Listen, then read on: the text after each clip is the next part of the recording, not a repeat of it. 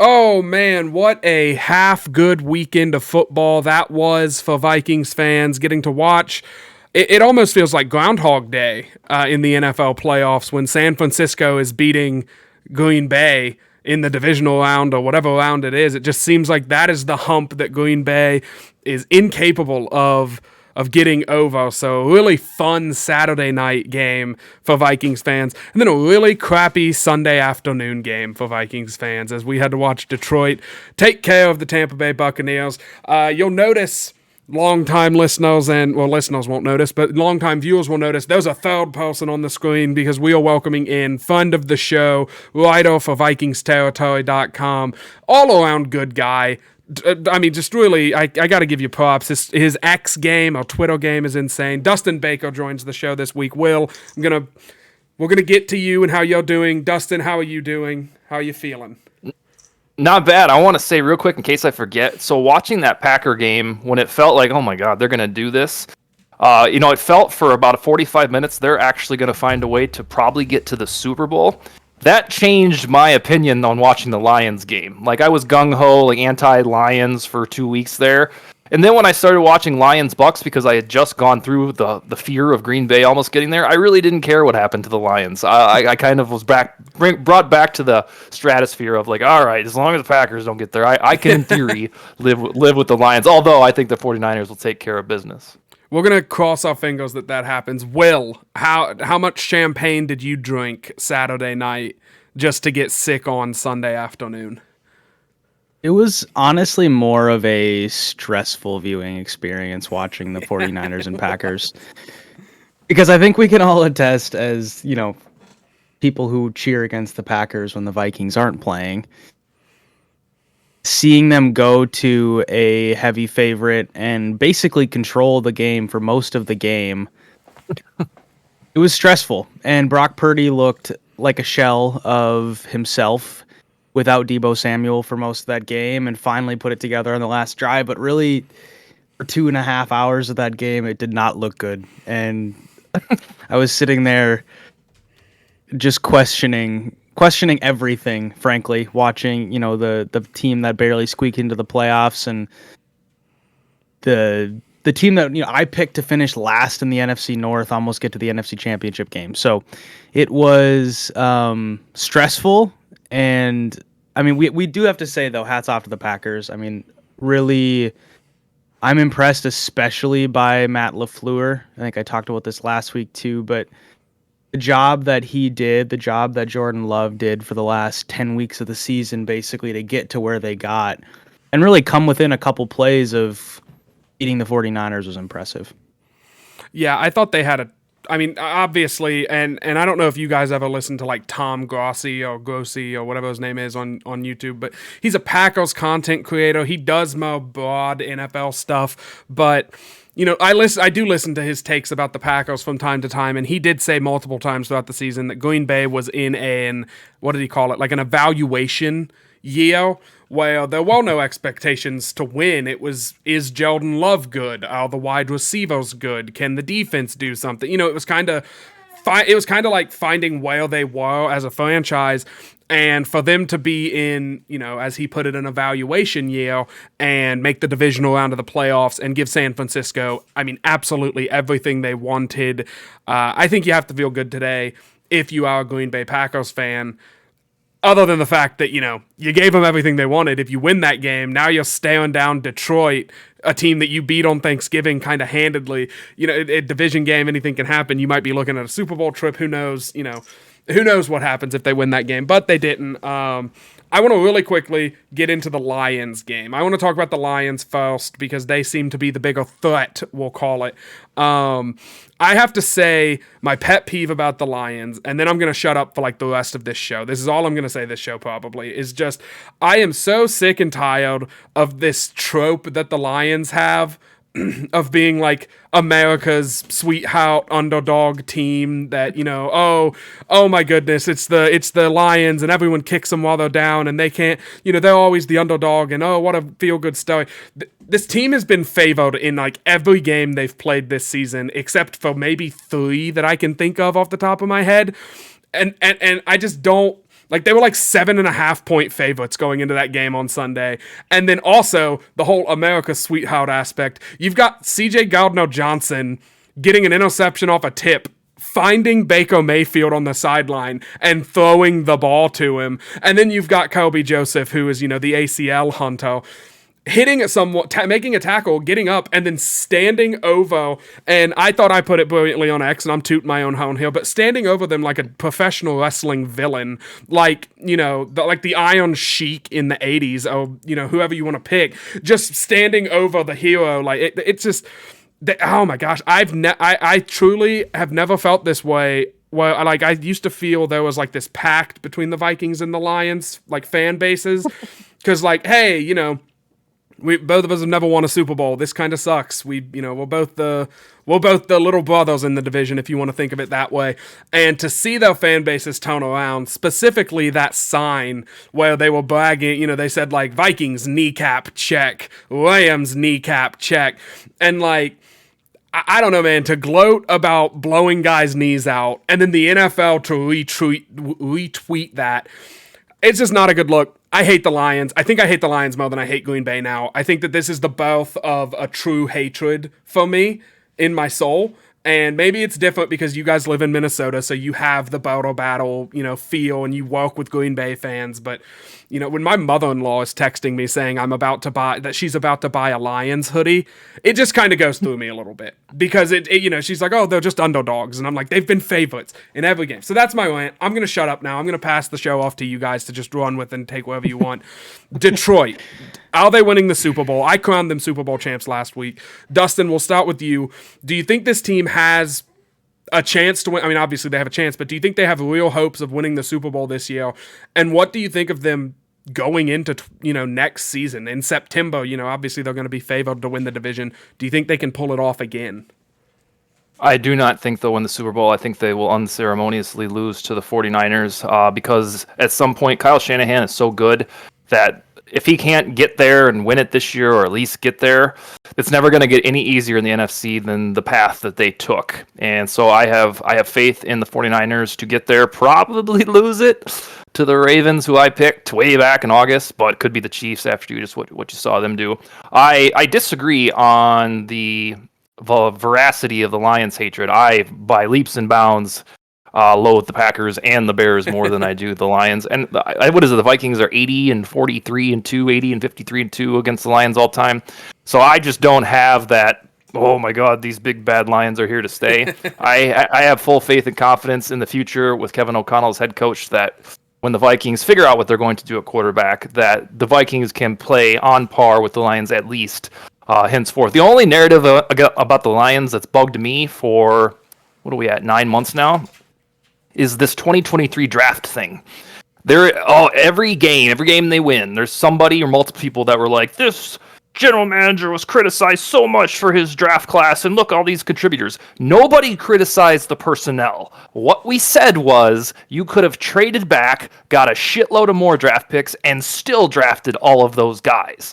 I don't remember anybody saying, Jahmyr Gibbs is an asshole, why'd you draft him? Sam Laporta sucks, why did the Lions? Nobody said that! And so it was never about, oh, this guy doesn't know how to draft. It was that you could have, I swear to God, traded back from number 12, got at least a second or a third, and still drafted all of those dudes that they got. But yeah, I am impressed with the Lions. They've built the trenches. And that is why they can get away with just employing Jared Goff and, winning the division and getting to the NFC Championship. Goff has kind of played how we expected Cousins to play within a good Vikings team if they got to the NFC Championship, where if you watch him, you're like, God, this guy's pretty damn good.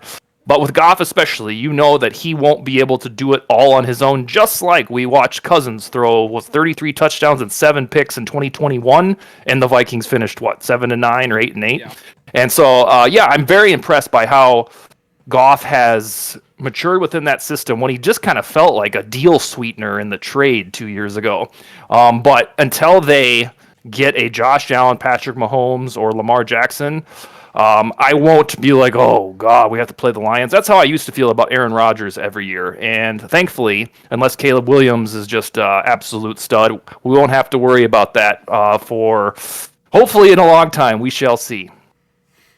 I love the cameo from the shadow, by the way. I have to point that out. I love the cameo, the hello from the shadow. Hello, shadow person. Will, add on. I know that you obviously have takes. Hey, what's up? Can we introduce the little fella? Say what up, man. You gotta say hi. Hi. We got a guest star on the show for those listening via audio. Dustin's son has joined the feed. Looks like he's got his alligator jammies and he's heading to bed. Dustin, I want to take your comments and ask you a follow-up question on them. So you talk about Jared Goff, right? Given his contract situation, he's going to have to be extended with the Lions if they're going to keep him and if this is going to be a long-term marriage. I would be shocked, just seeing the team that has succeeded at a higher level than any Lions team ever, basically, for them to move on from him. But what do you see sort of as their next step as they move into the offseason with minor questions at quarterback? Let's see. He will be back unless they get smoked like 59-0 and he throws 4 picks. That's the only talker that would be a catalyst to say, do we need to go out and get somebody else? Mike Florio said last week, hey, if the Lions get beat in the first round, maybe they'd bring back Cousins, the hometown guy. And I was like, what? Not with Jared Goff on the roster. I don't, how the national narrative suggests, God damn it, you got to have Justin Herbert, you got to have the next blah, blah, blah to be a good football team. I don't think the Lions believe that one bit, especially Dan Campbell, who I don't think is a QB wins guy. And it would be malpractice if they lose in an ordinary way, which I think they will against the 49ers, and then they're like, you know what, Mr. Goff, sayonara. So I think that Goff is probably entitled to the Daniel Jones deal. Maybe 2 years, $80 million with $60 million guaranteed or something like that. Every NFL contract is a 2-year deal. And it doesn't matter what anything else beyond 2 years says, because that's when you can start to say, hey, how can they get out of this thing? So I would expect Goff, what is he, 32, 33? Is he even that old? I would expect he is 29 years old.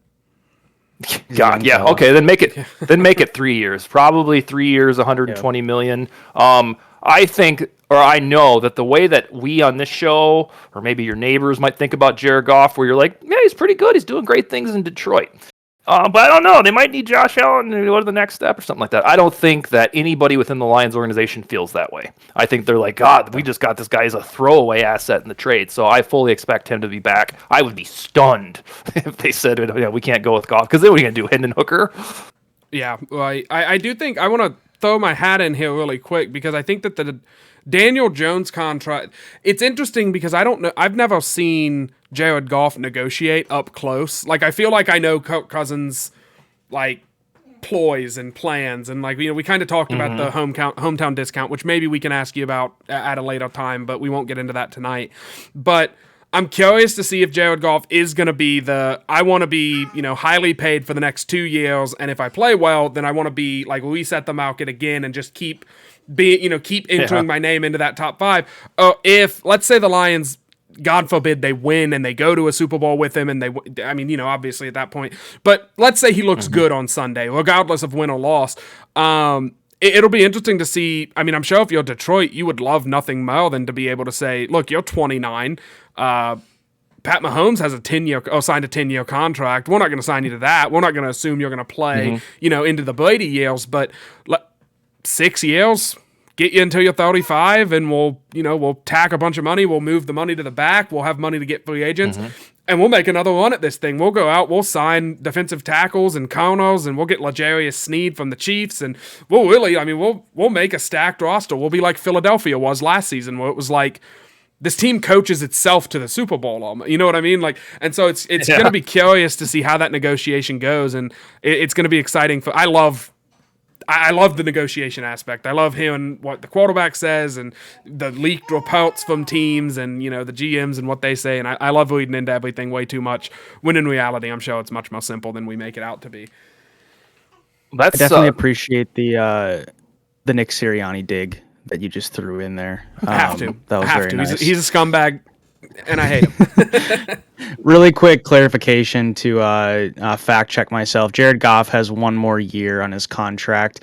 The reason why I was thinking that they'd need to extend him is because they can get out of like 26. They can get out of his entire contract in terms of saving money if they cut him. So there'd be that easy out if, he does throw 5 interceptions in the NFC Championship game and they want to move on. But I think to your point, no, it was I don't think that's going to happen.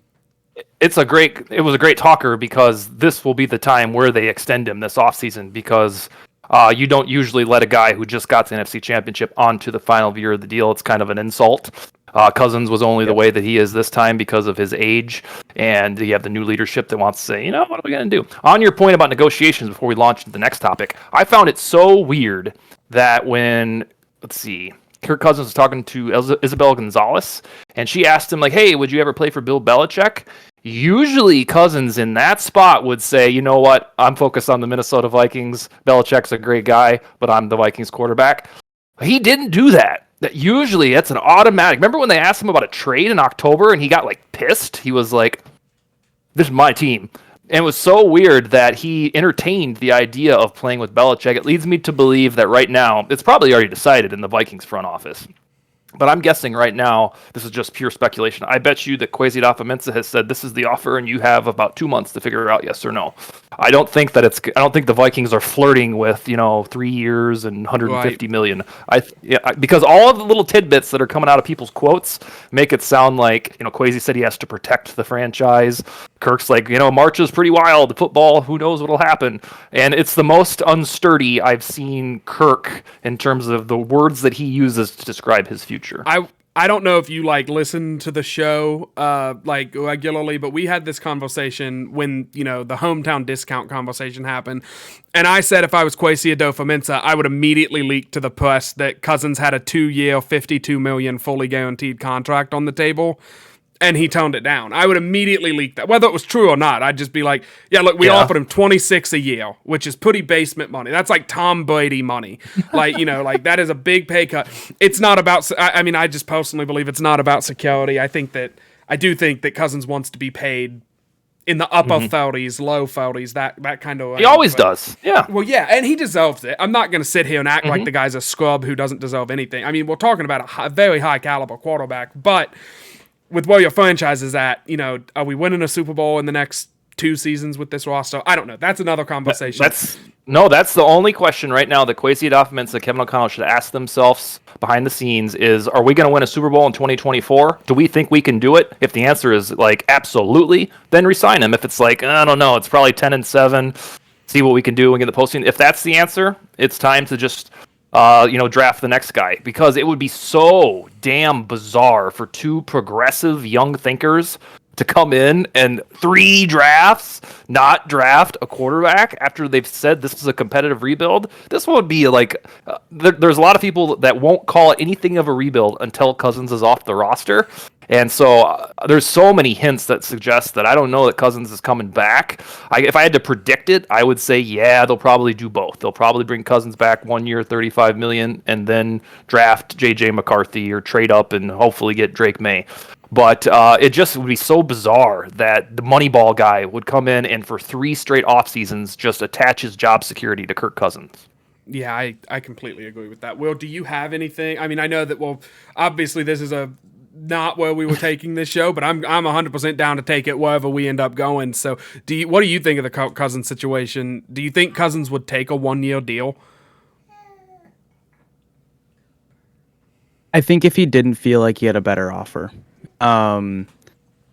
Yes, we know that he is someone who is always he and his agent have always pushed for financial security, obviously. But I think kind of for the first time from him, I've heard that, he wants to win kind of above all. And not that he hasn't always felt like he wants to win, but I think he's starting to realize I'm getting old. I'm on the wrong side of 30. And so I think, if he felt like this team, similar to the question that Kwesi and Kevin have to ask themselves, if he felt like this team was a team that was good enough to win the Super Bowl and they said, hey, we'll give you a year, I think he would probably say, yeah, let's run it back and let's go for it. But if he's sitting there and has questions about anything on the team, maybe he looks and says, why not 3 years in Atlanta with Bill Belichick? He'd probably win one there. Like that to me seems like probably where his decision's going to be coming down to. And I mean, to your point, Dustin, about the Bill Belichick comment, it raised my eyebrows as well. I mean, it's an honest answer and you appreciate it. Yeah. Because it's like, of course you'd want to play with Bill Belichick. So like, there's really no, there's no shame in saying that, but to your point, it is interesting that like when he said it was kind of this deviation from the path of Vikings are my team. So I'm curious to see what he does, but I think that to me is sort of the decision point for him, similar to what's going on inside the Vikings building. He's just an assassin. And this is really quick. I really do think Kirk Cousins should go into the negotiating Hall of Fame.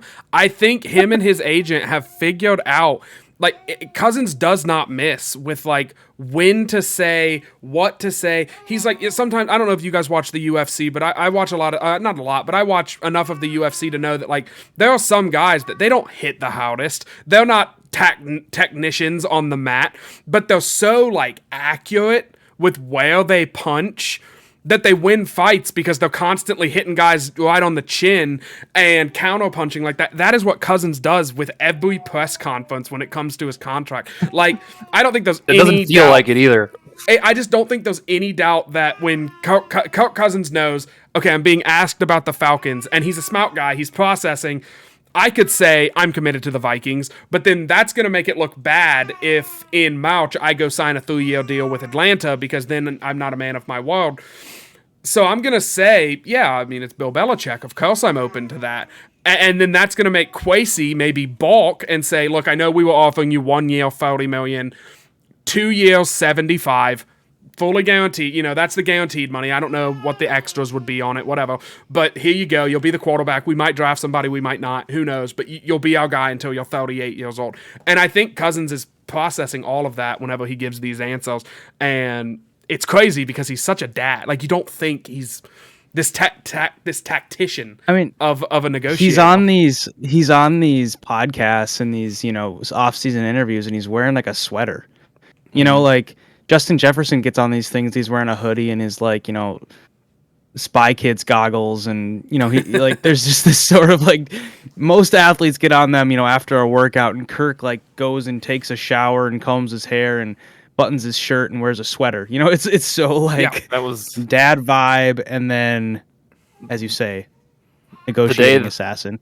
The day that Belichick left New England, ESPN had Randy Moss, and he was out fishing. He was like doing one of these with his phone, like he just ultimate like vintage Moss, like with that hick voice fishing. I think my formal prediction on Cousins is that they'll probably find a way to bring him back for a year or two and draft what they consider the quarterback of the future. But this will surprise you guys. I'm ready to be done with Kirk Cousins, and I have one primary reason for it. And that reason is you're about to extend Justin Jefferson for probably 4 years. Jordan Addison has 4 years left on this deal. TJ Hawkinson is 26? His 4 years 3 or 4 more years will go until age 30, and then Darisaw will be next year. I believe that right now you're going to have this 4-year window. I would rather have the rookie guy. If it's Drake May, Jaden Daniels, JJ McCarthy, whichever guy, I want him to start now. I want 2024 to be, hey, 7-10 with Jaden Daniels. The sky's the limit next year, baby. I don't want to wait until 2026. And then you insert the new quarterback, and we're like, all right, we got 2 years to get this thing done because Addison's probably gone. We can't afford both these wide receivers. Hawkinson's going to be 30-something. So the reason that I am fully on board with saying, you know what, let Kirk go to the Falcons or the Steelers is I want the maturation of that rookie quarterback to start right now and have all 4 years. So we kind of have this big climax in 2027, 2028. Where the quarterback is entering year 4. You got Jefferson at 29. Hawkinson's getting kind of near the end of his prime. And then we don't know if Addison will be back because he'll be due for my bill. So that is my primary argument to say, let's start now. That's what toned me off about the Trey Lance thing. Is just the lack of rookie contract he had, because he like, you know, he's been in the league for 2 years. Dallas traded for him, and all these Vikings fans were like, why didn't Kwesi go get him? And it was like, because by the time you stout him, he's going to need extended, and you're going to have to pay him something. And if he comes out and balls out, you're going to have to pay him something putty, and now you're just stuck in the same situation where, you know, you never have that window of that opportunity. But Will, what were you going to say? I'm sorry. Yeah, I was just going to say that this is the perfect segue into the Green Bay Packers, the other team that won a playoff game this year, because they did the opposite of that, right? With their last 2 quarterback changes, and for all intents and purposes, they've worked pretty well. So, you know, obviously the Favre to Rodgers thing, it took a little bit, and then Rodgers took off and had a pretty good career, won a Super Bowl. He's going to be a Hall of Famer, all that. Won a bunch of MVPs. Similar thing with Jordan Love. He's got, 1 year left on his rookie deal. It's his 5th-year option, and this in his first year as a starter, 4th year in the league, things went pretty well. He took a bunch of no-name receivers to the playoffs. Again, like we said earlier, came a few plays from the NFC Championship game. So that's kind of the counter argument to that position. And I don't really necessarily think that, you know, Green Bay's way is the only way, because many teams do it the opposite way. And, you know, the Eagles were an example where you take this young quarterback, you get him on a rookie contract. He plays really in his first year starting, they make the playoffs. Second year starting, third year in the league, they're in the Super Bowl. So obviously you can do it the way in which you're saying, Dustin, but, you know, the team just to the east of us did a pretty good job doing it the opposite way. So I don't know if you have any thoughts on that, but there is a plausible reason why they might not do what you're saying. No, that makes way too much sense. My only beef with doing it that way is we think that the Vikings are going to be as structurally sound as the Packers have always done it. No, I think the Vikings need every dirty NWO wrestling trick that there is, and that would involve using the rookie contract. I just don't trust the Vikings to, you know, pick the right guy, let him marinate for 2 or 3 years, and then put him in the lineup and he looks like a dipshit. I'm pretty sure that would happen. That's just the Viking cynicism. So I would advocate, when you look at the Commanders who pick number 2 or the Patriots that pick number 3, I know that they probably won't sell that because they're staring at Drake May and Jaden Daniels, but they're going to insert that guy into a pretty shitty system, whichever one, especially the Commanders.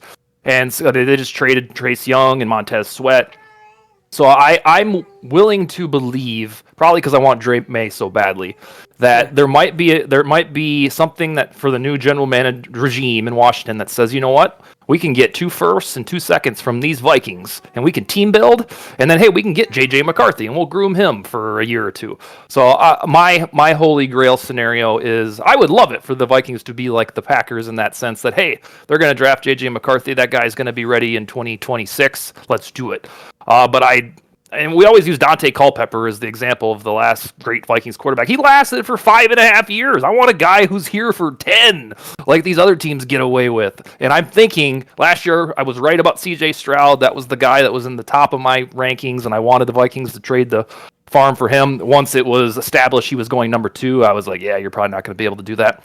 But this year, I think it's a little bit different. I think the Commanders or Patriots might be tempted, new general managers, to team build, and therefore, these Vikings could trade up and get Drake May. So I will be cool with it if they try this Packers approach. It's probably more likely they do what you're talking about, Will, where they say, you know what, we like Kirk a lot. We're going to go with him 2 years, and then Michael Pratt or, you know, J.J. McCarthy can chill and wait. We shall see. I want to throw my hat in the ring because, and we're going to, I mean, obviously, I feel like we have you on a few times throughout the offseason to talk about mock drafts and draft stuff and free agency and all that kind of stuff, and we love picking your brain. I do have to throw my hat in the ring officially on the show. I've tweeted it already, but I'm going to put it on in a microphone. I want the Vikings, depending on how the top 10 goes, I want the Vikings to trade down, and I want them to take Bo Nix, and I want them to use those second round pick that they get to get a defensive tackle and a cornerback. Like I want them to take Bo Nix and then however many more picks, if they have 6 more picks in that draft or 7 more picks, defense. Give B-Flow something to walk with on that side of the ball. But I'm a Bo Nix trutho. I hated him. I've always hated him. I've always been like, this guy can't play. This guy sucks. This guy stinks. And I watched him just so much this year, and I really fell in love with him. But that's a conversation for another show. I want to bring this up, and this will be the final topic that we'll talk about. So what we've talked, I liked that we had the conversation about, do we trust the Vikings to do the Green Bay approach and draft a quarterback, let him marinate, and then put him in the starting lineup in a year or two, and go the Pat Mahomes, Jordan Love, Aaron Rodgers route.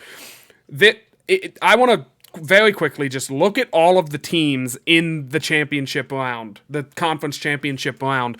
They all have one very specific thing in common. They are all very well-renowned drafting organizations. They are all praised for how well they draft and how frequently they hit on their picks in the draft. And outside of the Lions, they all pick pretty late every year. Baltimore, consistently a playoff team. The Chiefs, they have not missed the conference 31, championship. 32. Yeah, they haven't missed the conference championship in 7 years. So they're constantly in the very late 20s, usually 31 or 32. And then San Francisco, who is also usually a late playoff team. So outside of Detroit, all three of those teams nail all of their draft picks all the time. Do you guys trust Kwesi as a general manager? Because he is under a microscope right now from the fan base. I don't know about the Wilfs. I don't know anything about them except for Ziggy has a funny name. Do you guys trust Kwesi Adofo-Mensah with what you've seen 2 drafts in? The infamous, he didn't draft Kyle Hamilton, my man, who I'm one of those people, by the way. I loved Kyle Hamilton. He was one of my favorite players that I've ever seen play football. And I wanted him, and we traded back. Lewis Seen can't get on the field, but then he gets Ivan Pace, and he gets Jordan Addison. And then do you think the hits and the misses are about even? Do you think he has too many misses to be trusted? Going into 2024, the next season and this draft season, Dustin, we'll start with you. What's your trust level with this general manager?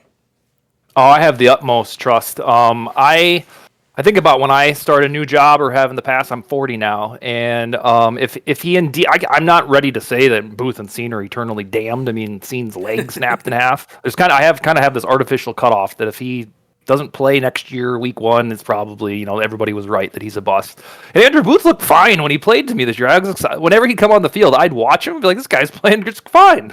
And so I think that there is some to salvage there. The other thing that all these teams have, I thought you were going to say this, is a glorious tight end. All of these teams in the conference championships have a productive, if not a Pro Bowl tight end, especially Mark Andrews is back this weekend. So, hey, the Vikings got that checked off the list, and that was a Kwesi special. I spent 3 days arguing with people on Vikings Twitter about whether or not Kwesi Adofo-Mensah was responsible for Ivan Pace. And we're in this weird mode of, we can't give Kwesi credit for stuff. And we're like, no, Pace picked us.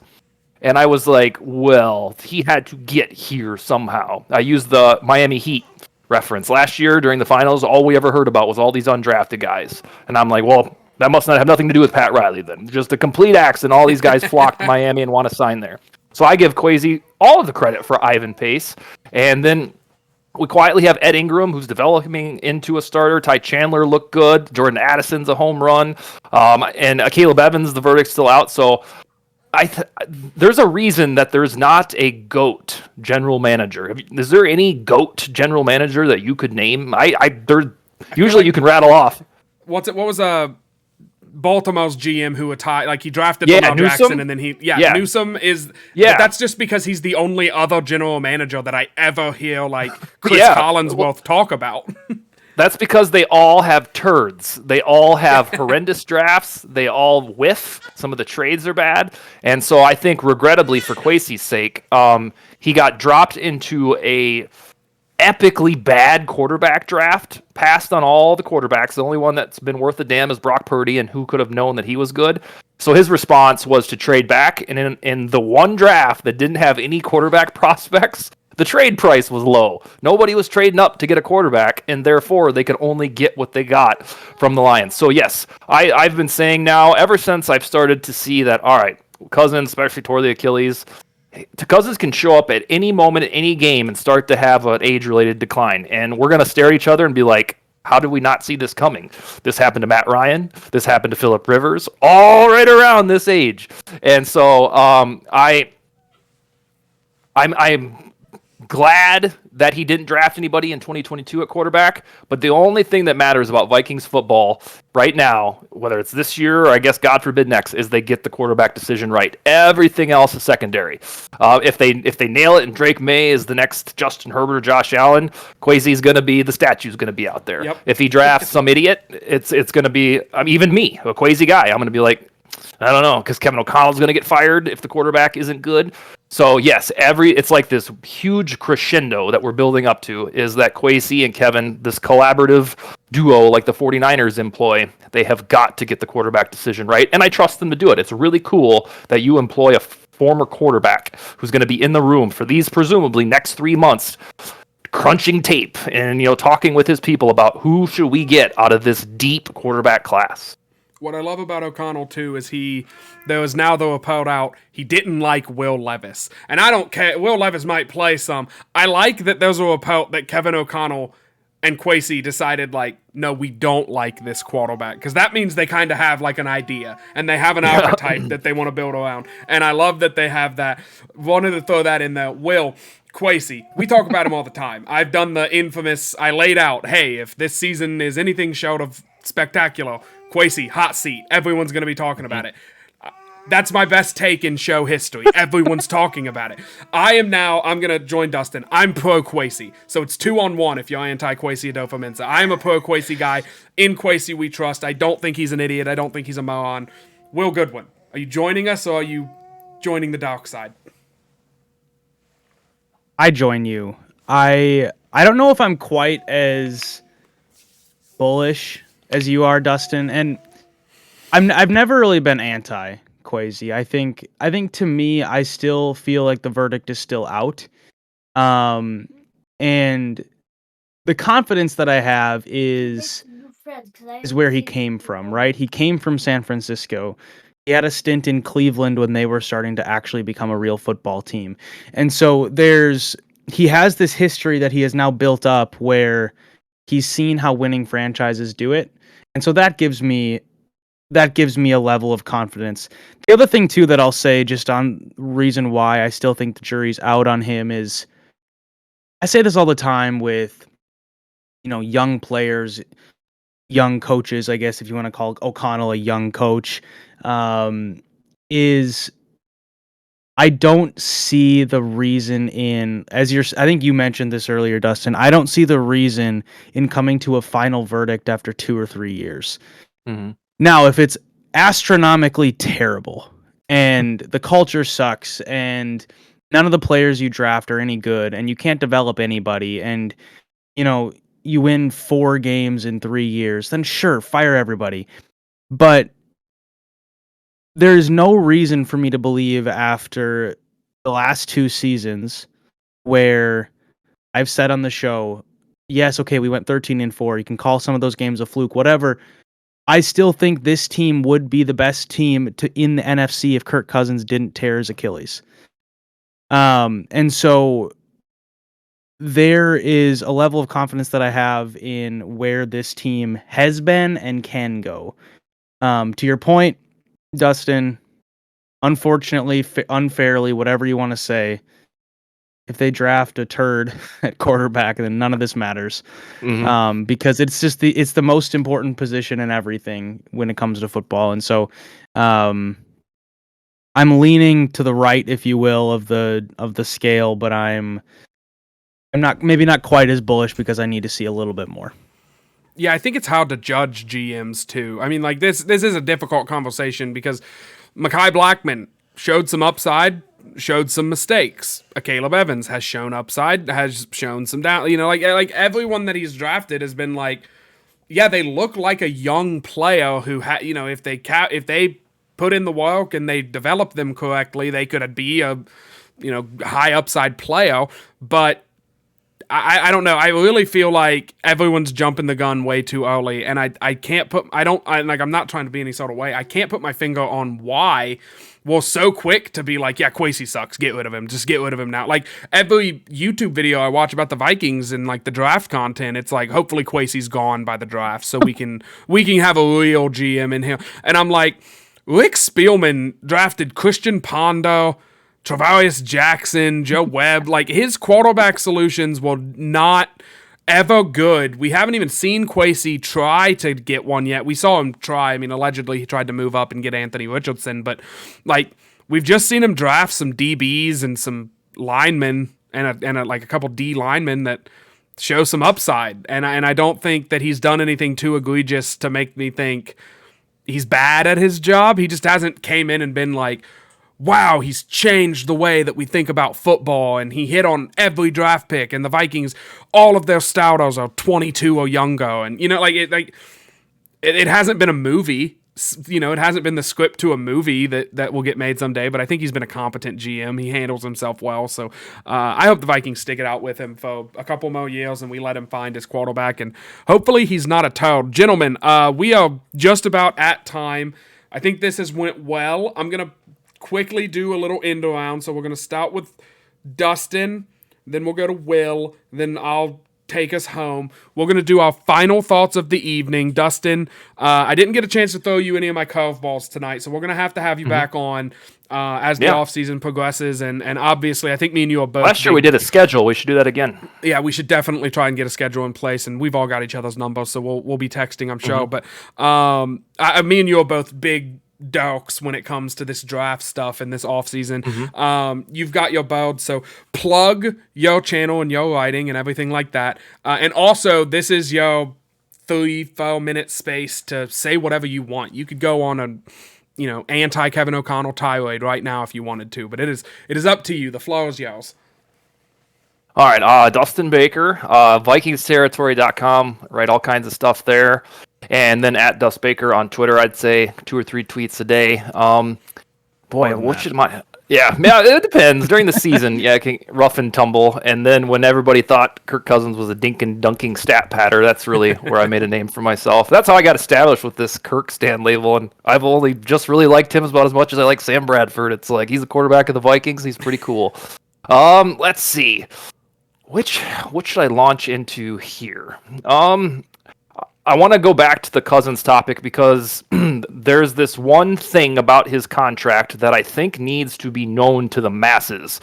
There is this notion that because they restructured his contract last year to have a $28 million dead cap this year, I believe about half of the Vikings fan base thinks, well, you're already paying him $28 million this year, so you might as well just add additional 7 or 10. No. The $28 million, that is not a down payment. That is in the past. We're paying him for getting hurt. If you add on $35 million, like 1 year, $35 million, you've raised the bill to $63 million. So we've had this, I think, like a sparring dialogue, whether or not Cousins should come back. There's a camp that says, you know what? You can do it all. You can bring back Danielle Hunter. You can bring back Justin Jefferson. You can bring back Cousins. And then you can sign free agents. There's folks that say you can do it all. And you probably can. But no matter what, you are going to push money into the future if you want to do that. And why I'd advocate for the divorce point with Cousins now is I want the books to be pristine for rookie quarterback guy. And for me, foremost, that's Drake May. If it happens to be Jaden Daniels, great. And I've seen, I think it was Minnesota Sports Fan had a big article about why you can do it all, and I read it. And yeah, you can, but I would rather have the books look clean and not pay Cousins 20-something million in 2027 when he's retired. So there is a pathway to do it all. I think the thing I'm most anxietal about is edge rusher. I firmly believe Danielle Hunter will be back. We're at a starting point with him where he said 3 times in the last 5 months that he wants to retire with the Vikings. And I don't think it's a big mystery. They would have traded him for a second rounder and change if they didn't want him back. So you need him back, and then you got to get an edge rusher. So I'm nervous about edge rusher. You don't want to limp into an offseason with Patrick Jones and Andre Carter. But other than that, we're really panicked about the defense because it collapsed down the stretch. It makes a little bit more sense that when you watch the Packers and Lions in the playoffs that we just got flogged by their offense. But I am not doomsday on the personnel of the defense. There's a lot of sentiment that says, oh, we got to rebuild this defense. And I'm like, homie, for the middle 11 games of the season, this was the best defense in football. From weeks 4 to 14 per EPA per play, the Vikings ranked number 1. Of course, they would insert Nick Mullins, who was like, Joe Flacco level of gunslinger. And then the defense just descended to the depths of hell. Like the fourth quarter at the game that Jordan and I were at against the Bengals, that was when the obituary's first line was written that said this defense is no longer good. Nick Mullins would have had his own Joe Flacco story if the defense would not have tumbled like it did. So I already saw how good the defense can be. I don't think that we're at this bottom rung on the ladder where we're we need all these cornerbacks and where are we going to find an off-ball linebacker? You can find an off-ball linebacker at the grocery store. That's how cheap they are. They're always all over the free agent wire. You've already got Brian Asamoah if you have to absolutely promote somebody. Ivan Pace is a stud. The cornerbacks, Mekhi Blackman played well. They're not going to give up on a Caleb Evans just because he got benched. Andrew Booth, to me, shows promise. So I would like one more cornerback who's like 6'1", 6'2". And that way you can delete the memories of Cortland Sutton and T. Higgins with the catch of the year. But I think my grand takeaway after the Cousins speech is I don't think you have to be absolutely paranoid about the defense. If it had been trashy all year and, hey, they finished 25 in points allowed up from 31st or whatever, then I'd be like, oh yeah. But the defense really showed under Brian Flores in his first year it could be good. When he took over the Dolphins defense, his first year, they ranked 32nd per EPA per play. The next year, they ranked 7th. So I'm confident with the base of the defense, so long as Danielle Hunter's back, I'm confident that they'll figure it out personnel-wise. Beautiful, Will. That was awesome. So many things I would actually want to have a conversation about with you, Dustin, on that tirade, but I will hold off. My final thought is about Jared Goff. We were talking about him earlier in the show. He was awesome, for all intents and purposes last week. I thought Baker Mayfield played just as well as him until about the last 3-4 drives of that game collectively. Goff went upward and Baker went downward, and that's how the game was decided. However, Jared Goff indoors is awesome. We know that. 104 passer rating, 23-8 touchdown interception ratio, 69% completion percentage. He balls when he's indoors. Jordan, you talk about him as the GOAT, the best indoor quarterback of all time. Might actually be true. Outdoors, not so much. This season, outdoors, he has a 64.5% completion percentage, 7 touchdowns, 4 picks, 88 passer rating. He is a shell of himself when he plays on grass under an open sky. And couple that with the San Francisco 49ers defense, I don't see him faring well on Sunday evening in Santa Clara. I love it. My final thoughts will be twofold. First one, very quickly, is everyone that has, unless you have like I don't like to gamble, unless you don't, if you are even intrigued by sports gambling, go hammer the Lions. Go just absolutely put as much money as you can afford. Don't lose your house over it, but put as much money as you can afford. Skip, fast food for a day or for a week and put that money on the Lions. So that way, if they do go to the Super Bowl, you at least get a little bit of something out of it. That's what I am doing. I'm putting my mortgage on the Lions to the Super Bowl, so that way if they make one, but if the Lion, this is what I told my brother today, if the Lions go 0-16 and make a Super Bowl in my lifetime, that's going to be really tough to swallow. If they go 0-16 and win a Super Bowl in my lifetime, before I even see the Vikings step foot in a Super Bowl, I already have the hockey quarter zip on. I will go full Columbus Blue Jackets. I don't care how bad they are. I will continue to cheer for that team that's only about 2 hours away from my house instead of the team that I cheer for in the NFL that's about 12. So that's my first final thought. My second final thought, and this is actually what it is, I wore the Columbus Blue Jackets quarter zip. I wore it to work today just because I like it. My mother-in-law got it for me. But I wore it tonight to symbolize something, and that is that fans who are like actually very fanatic and appreciate the team don't just give up on a team because they have a couple of down seasons. The Blue Jackets are currently in a slump, a pretty bad one. They have like the worst record in the conference. It's like the second worst in the entire NHL. I'm still a fan. I still watch. I mean, they play 82 games, so I don't watch every game. I'm just not that good of a fan. But I still try to watch like 15 to 16 games a year, and I make time to check on them twice a week and just see how everything's going. And I read about them. Like, fans are still going to support the Vikings if, God forbid, we have a whiff of a draft and we draft Jaden Daniels and Jaden Daniels ends up being the next, I don't know who's a really infamous, but Josh Rosen. If he ends up being Josh Rosen, then it's like, shucks. Fans will still love the team. Fans will still show up. I'm a Jackets fan and I'm a Reds fan. And the Reds haven't been relevant in 35 years. Since Dustin was in diapers was the last time the Reds did anything of note. So, and I still go to like 6 Reds games a season in their beautiful ballpark that Will Goodwin disrespected on the Bad Loser blog, which you should check out. But I'll end it there. I'm just going to say, hang in there. The world's not going to end if the Vikings have a couple of bad seasons. I promise you. Life will go on. The season will kick off the next year, and we'll all have hope that they'll be good. I expect the team to be fine next season regardless. Sign Christian Wilkins, have a free agency and a draft, and let's win a Super Bowl before the 2028 election. Let's have a Super Bowl ring, and we can all go vote in 2028 happy as Super Bowl champions.